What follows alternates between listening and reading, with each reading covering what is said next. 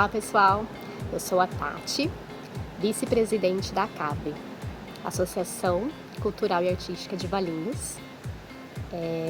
Estou muito feliz por a gente ter lançado aí esse canal com o Arte Convida, né, para prestigiar os artistas da nossa cidade. E eu vim aqui hoje para falar um pouquinho de um projeto que a ACAV, um dos projetos que a ACAV faz, vem aí desenvolvendo ao longo desses 3 anos, e é um projeto que eu sou apaixonada, que é o Arte Itinerante. O Arte Itinerante, ele surgiu em 2018, e o principal objetivo dele era a gente levar oficinas artísticas, culturais e apresentações para os bairros mais afastados do centro de Valinhos, que a gente sabe que são locais que têm pouco acesso à arte e à cultura. E também valorizar os artistas da cidade, da região, e que as crianças também, a comunidade, tivessem contato, né, com esses artistas. Lá no São Bento, a gente tem a parceria com a Igreja Católica e o apoio da Joelma e da Camila, que a gente agradece muito. E a gente faz as nossas oficinas lá, com as crianças e com a comunidade. Então a gente já levou lá oficinas de contação de histórias, cineminha, oficina de slime, uma apresentação com uma oficina de circo que as crianças amaram, que foi com a companhia Bromistas, com o Hector, foi muito legal. A gente levou apresentações de dança com as meninas do Centro Cultural. A gente fez parcerias já também com a Associação de Bairros, com o Tio Fio, onde também a gente levou contação de história e apresentações de dança. A gente fez oficinas de danças lá também. A Flavinha Padilha e o Paulinho Andrade fizeram uma apresentação com o teatro de fantoche, que foi muito legal. A gente tenta ir, né, uma vez por mês, pelo menos, nesse bairro e levar ali alguma atividade artística para essas crianças. E tem sido, assim, muito rico a devolutiva deles, né? E a gente aí tem lindos planos para o bairro, tá? O outro bairro que a gente atende é o Reforma Agrária. O Reforma Agrária recebeu a gente assim com os braços abertos. A primeira pessoa que a gente teve contato lá e que a gente é muito grata foi com o Hélio, que é um produtor de goiaba aqui da cidade. Ele levou a gente para conhecer o bairro todo, apresentou a gente para as pessoas de lá. Foi muito legal. E a gente começou fazendo uma apresentação lá na Associação de Bairros também. A gente levou uma oficina de contação de história e cupcake com as crianças. Foi muito legal a participação deles, a comunidade toda. Foi muito rico. Depois a gente começou uma parceria com a pastoral da igreja, a pastoral do menor, que eles iam até a escola Edina Bampa. E todo mês eles vão até essa escola prestar um serviço social. E a gente entrou em parceria com eles, e quando eles iam lá na escola, a gente atendia as crianças que iam junto, com apresentações e oficinas também. Eu quero agradecer demais a diretora Cláudia, a orientadora Viviane, toda a equipe pedagógica da escola. Elas receberam a gente de braços abertos, nossa, muito lindas elas, todas, eles, né, todos. Cada mês a gente leva uma linguagem artística diferente para as crianças de lá, para os alunos de lá. O objetivo era de estar atingindo o maior público, né, alvo nosso, que eram as crianças. Então, dentro da escola, a gente atinge quase que 100%, né, das crianças ali do bairro, da comunidade. Então, a gente já levou oficina da linguagem de artes plásticas, com o artista Maurício Cashel. Teve fotografia, foi muito legal também, com a Maura Amber, que é daqui de Valinhos, muito linda. Teve uma apresentação de música numa festa da família que teve na escola, com o DJ Nardo e o Du na bateria. A apresentação de circo com Ulisses Júnior. Oficina de danças urbanas, hip hop, com a Academia Espaço D. Capoeira com o professor Ronaldo. E a gente fechou assim com chave de ouro quando a gente levou as crianças para assistir ao teatro lá no Cia Santa, em Campinas. Era a primeira vez que as crianças estavam indo ao teatro e foi muito lindo, muito rico. Teve também apresentações no Centro Cultural com danças. Então está sendo assim um trabalho muito gratificante e maravilhoso.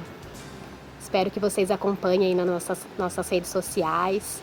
E se você é algum artista que gostaria de contribuir com essas oficinas, a gente está aberta, é só entrar em contato com a gente vai ficar super feliz. E hoje eu vim aqui para apresentar para vocês mais uma artista da cidade de Valinhos, que é uma linda, minha mestra, que é a Suzana Montauriol.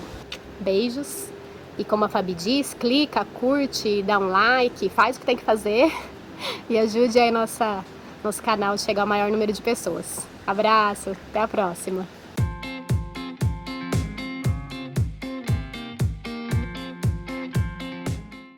Olá, eu sou Suzana Montauriol, eu sou contadora de histórias há 35 anos nesse país. Eu estou aqui para falar um pouquinho sobre essa trajetória artística, cultural e educacional que eu desenvolvi na minha vida ao longo desses 35 anos. Eu sou carioca, lá eu comecei minha vida como professora de educação infantil, e sempre fui uma garota fogazã, como diz a música, com uma mania de garota fogazã em toda parte que passava. Então, sempre fui muito artista, muito arteira. Minha mãe conta que desde criança eu gostava de contar história e já encenava.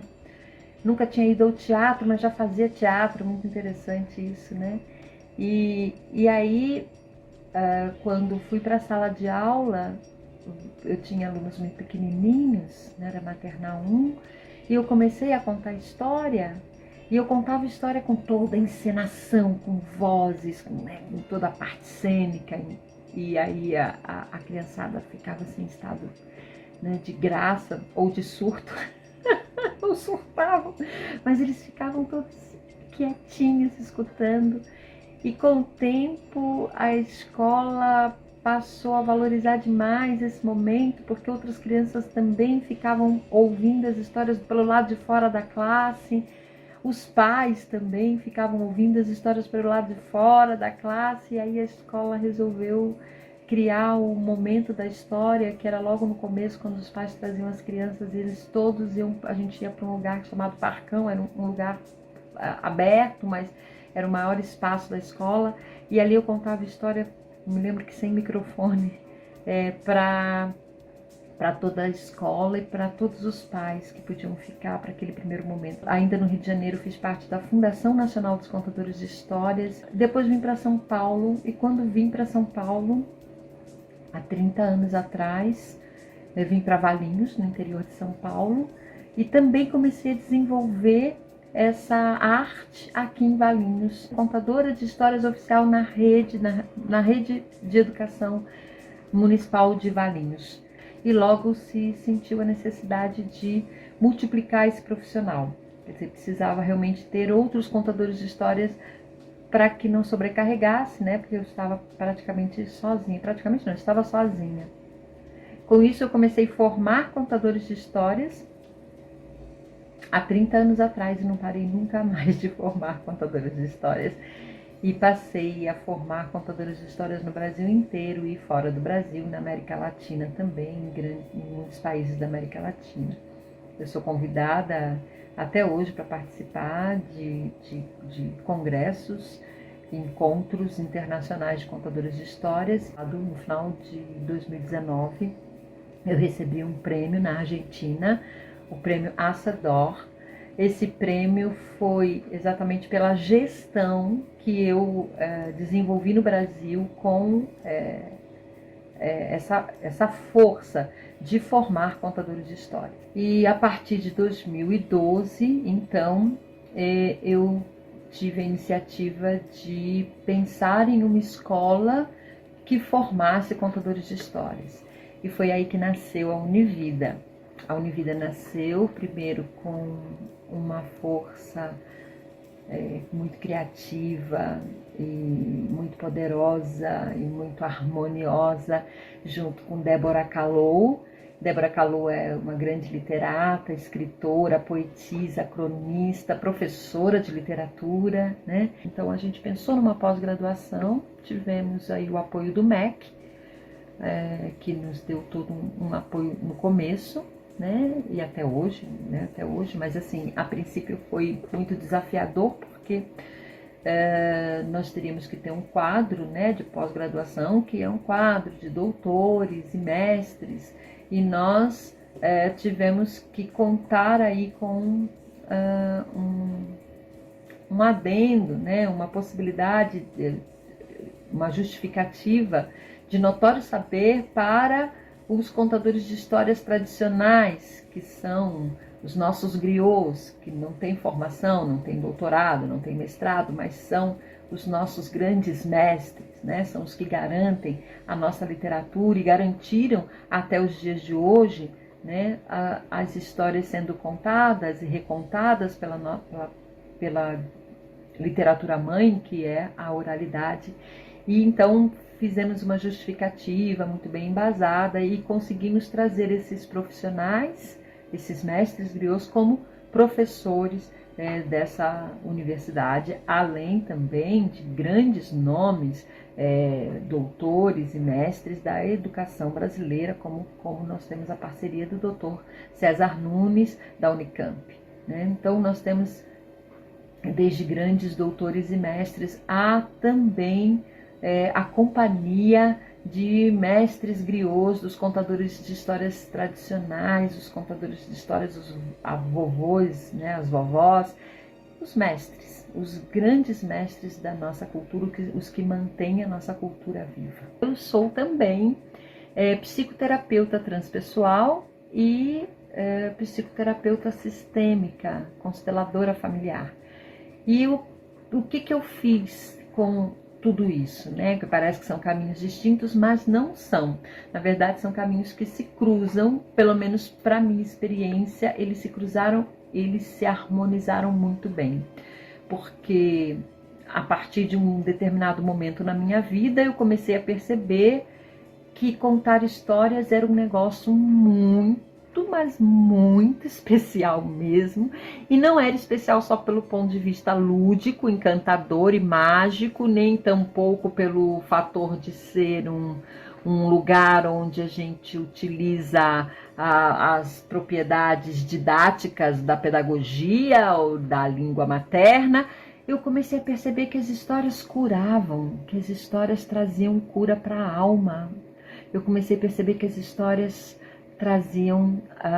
faziam com que as pessoas pudessem saber mais de si mesmas, conhecerem os seus processos internos e dar voz àquilo que precisava sair de si, ou ser esvaziado de si, não sair, mas ser esvaziado, ser escorrido de si mesmo, através da poesia, através da estética, através da arte. Eu falei, uau!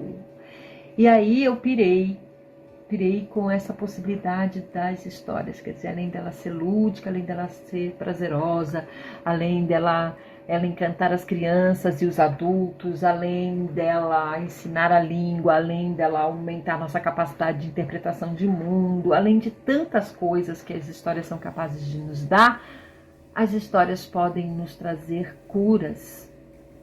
As histórias podem nos falar de nós mesmos, as histórias podem nos trazer para dentro de nós e nos permitir um escoamento, um esvaziamento daquilo que muitas vezes a gente não sabe como esvaziar, principalmente as crianças, né?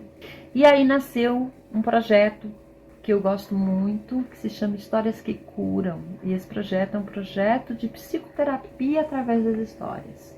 É um projeto que é uma formação, eu formo terapeutas a partir de um olhar lúdico, de um olhar através do encantamento, das encantarias, como eu gosto de chamar, né? Eu costumo dizer que a gente não conta história. Eu costumo dizer que são as histórias que nos contam. A língua é o broto do coração. Um grande beijo, prazer imenso em estar aqui nesse projeto, conversando com vocês. Super, hiper, mega plus!